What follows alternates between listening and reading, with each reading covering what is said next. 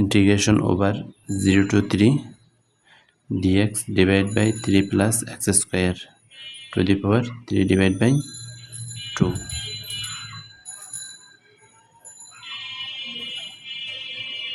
এটাকে আমরা যদি আই ধরলাম, এটাকে আমরা একটু সাজায় লিখি। √3 whole square plus X square to the power 3 divide by 2। আমরা এখানে একটু জেনে রাখি,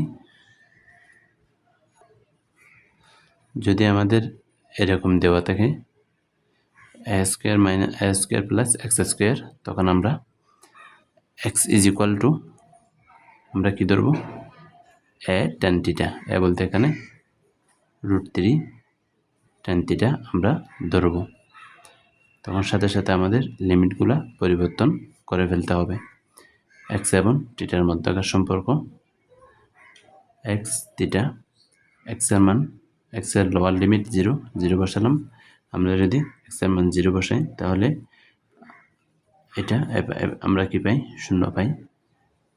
আমরা যখন 3 বসাবো তাহলে তখন আমরা পাবো 3 is equal to √3 whole square, এই 3 চলে যাবে, তাহলে এখানে থাকবে অনলি √3। তাহলে আমরা জানি কত ডিগ্রির মান, tan কত ডিগ্রির মান √3, tan 60 ডিগ্রি, অর্থাৎ পাই ডিভাইড বাই 3 এর মান হচ্ছে √3। তাহলে এখন মানগুলো বসাই। i is equal to integration over 0 to pi divide by 2 dx সমান আমরা লিখতে পারি √3 sec square theta d theta, √3 sec square theta d theta.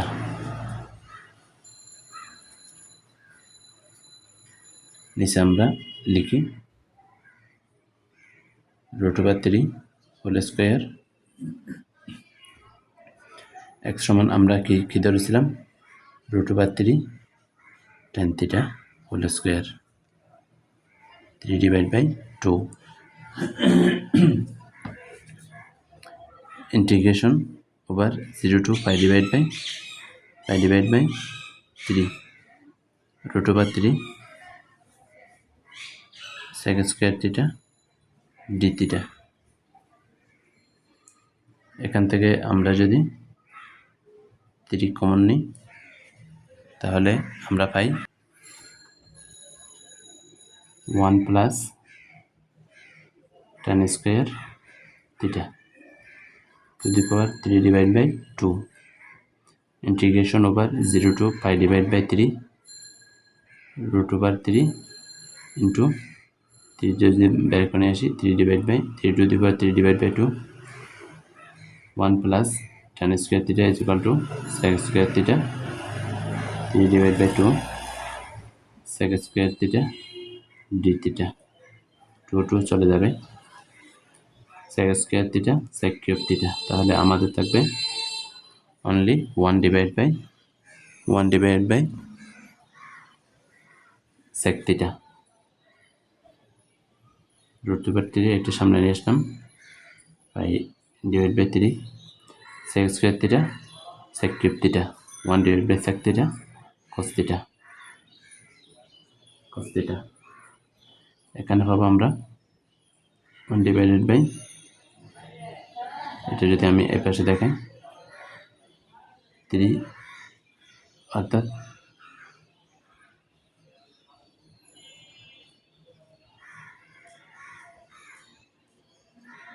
3√3 আমরা এটা পাই।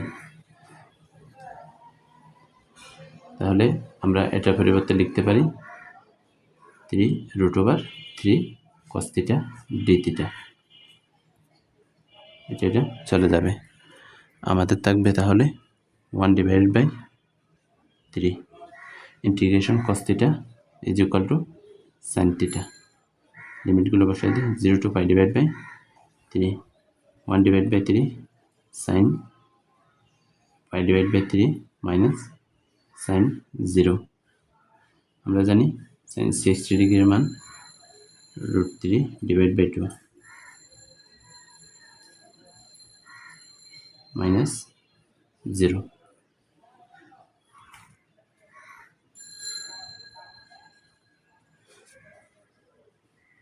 One divide by √3 whole square √3 divide by 2। তাহলে আমরা পাই এখান থেকে চলে যাবে 1 ডিভাইড বাই 2 √3। এটা হচ্ছে আমাদের উত্তর।